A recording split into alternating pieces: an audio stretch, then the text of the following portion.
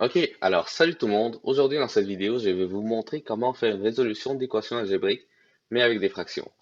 Donc on va commencer tout de suite. Vous allez voir à l'écran les différentes méthodes que je vais présenter dans cette vidéo avec leur temps associé. D'accord, donc la première méthode que je vais vous montrer, c'est la méthode qui consiste à mettre tous les termes dans l'équation sur la même fraction. Donc, cette méthode-là, c'est la plus polyvalente car lorsque les autres méthodes ne vont pas fonctionner, eh bien c'est toujours celle-là que vous allez pouvoir appliquer, je vous garantis, elle va toujours fonctionner. Donc, on va commencer. Ce qu'on va faire, c'est qu'on va trouver un dénominateur commun.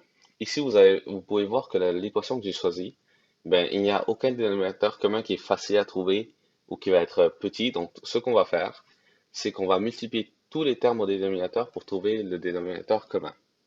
Ça va nous donner 6048 lorsqu'on fait la multiplication. Donc, on va mettre chacun des termes sur 6048. Tout d'abord, ce qu'on va faire, c'est mettre 2x sur 6048.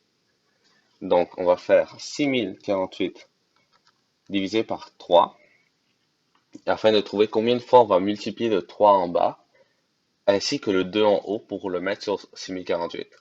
Donc, quand on divise 6048 par 3, on va avoir 2016. C'est-à-dire qu'on va faire 2 fois 2016. Pour avoir notre terme en haut, on va avoir 4032 x divisé par 6048. Ensuite, on va faire la même chose, mais avec 33x divisé par 24. Donc, on va faire 6048 divisé par 24, ça va nous donner 252. Donc, on va faire 33 fois 252, et on va avoir 8316. On va diviser par 6048, et on va faire encore la même chose avec 23 divisé par 7.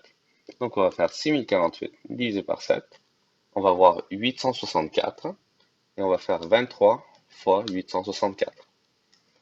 On va obtenir 19 872 qu'on va diviser par 6048. Et vous avez compris, on va faire la même chose avec 503 divisé par 12. Donc 6048 divisé par 12, ça nous donne 504. On va faire 504 fois 503. Et ça nous donne un beau 253 512, si je réécris bien, divisé par 6048. Maintenant, comme on a tout sur le même dénominateur, ça veut dire qu'on peut littéralement juste enlever le dénominateur et garder juste les numérateurs. Une autre façon que vous pouvez visualiser ce qu'on fait pour que vous compreniez bien, imaginez qu'on fait fois 6048 ici. Alors, pour enlever cette division, on est obligé de faire la même multiplication partout pour respecter la règle de la balance. Donc, on va faire fois 6048, fois 6048, fois 6048 et fois 6048 et ça va l'annuler partout. Donc, notre équation, ça va devenir 4032x plus 83 16x, j'ai oublié un x là-bas, donc je vais juste le rajouter vite vite, voilà, moins 19 872 qui est égal à 253 512.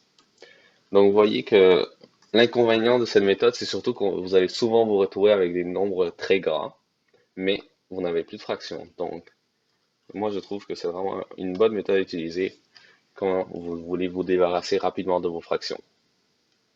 Donc maintenant, ben, on a une équation sans fraction. On va juste additionner les x et les garder du côté gauche. Donc 4032 plus 8316, ça va nous donner 12 348 x qui va être égal à 25, 35, 12. On va faire plus 19 872. On va trouver 27, 3, 3, 8, 4.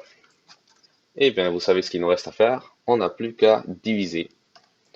Et si on divise notre terme à droite par le terme à gauche, on va retrouver que notre x est environ égal à 22,14. Donc, voilà la réponse. Et maintenant, on va passer à la prochaine technique.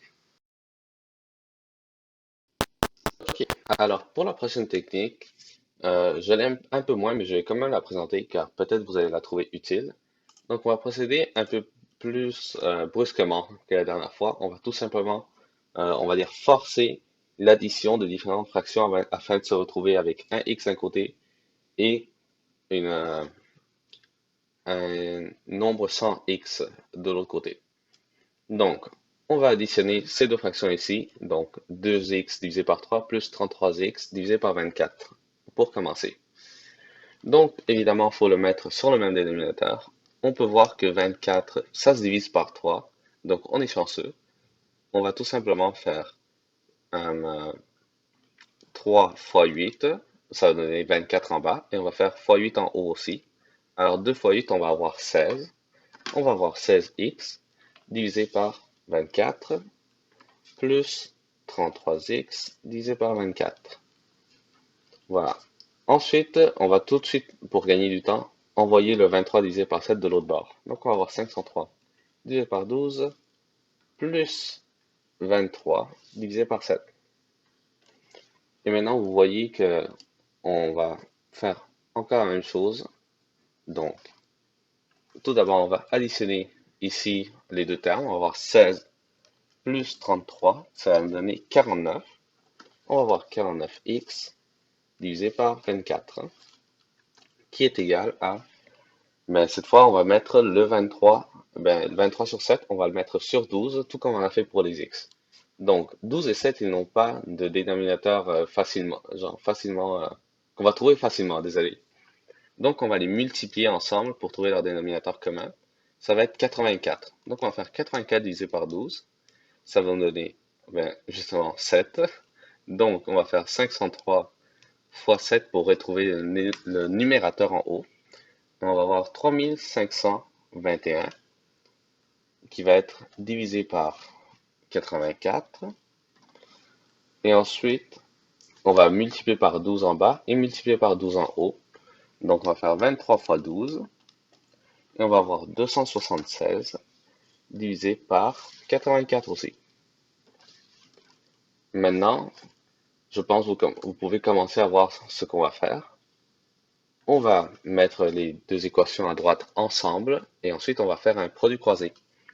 Donc on va faire 3521 plus 276 et on va obtenir 3797. Donc je vais réécrire nos équations.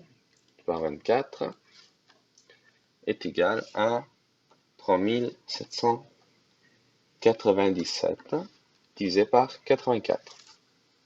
Et maintenant, on va tout simplement faire un produit croisé. Donc, si jamais vous ne vous rappelez pas, un produit croisé, on sait que c'est le produit des extrêmes est égal au produit des moyens. Donc, on sait que ça fois ça va être égal à ça multiplié par ça. Donc, on va réécrire ça. Ça va être 84 fois 49. X est égal à 3797 multiplié par 24. Par 42, 24, désolé. Voilà. On va simplifier tout ça. Donc, 84 fois 49, ça nous donne, si je réussis à l'écrire dans ma calculatrice, ça nous donne 4116x, qui va être égal à 3797 fois 24. Ça va nous donner 91 128. Et ensuite, finalement, on n'a plus qu'à diviser. Donc, on va diviser le terme de droite par le terme de gauche. Et ça va nous donner une réponse qui dit que x est environ égal à 22,14. Donc, nous avons obtenu la bonne réponse. Et voilà pour cette méthode. Rapidement, voilà, ça c'est la dernière méthode que je vais vous présenter parce que on aurait aussi pu faire une troisième méthode, on peut dire, où je diviserais chacun des termes afin qu'on se retrouve avec des virgules. Donc ça, c'est une façon assez simple de se débarrasser des fractions, mais je ne vais pas la montrer comme méthode parce on pourrait se retrouver avec des résultats qui sont assez loin de de la réponse correcte parce qu'on devrait vraiment arrondir beaucoup. Par exemple, pour illustrer rapidement, si jamais vous avez besoin de la méthode, 2 divisé par 3, ça va donner 0,66 périodique. Donc vous écririez 0,66x et vous n'avez plus de fraction. Et 33 divisé par 24, vous allez avoir 1,375. Donc vous écrirez 1,375x et vous ferez la même chose et vous n'aurez qu'à résoudre. Ce serait une sorte de troisième méthode. Mais je ne vous conseille vraiment pas d'utiliser. Essayez une des deux méthodes que j'ai présentées ici. Donc ça devrait pouvoir vous aider dans vos problèmes. Et je vous souhaite bonne chance dans vos exercices et passez une bonne journée.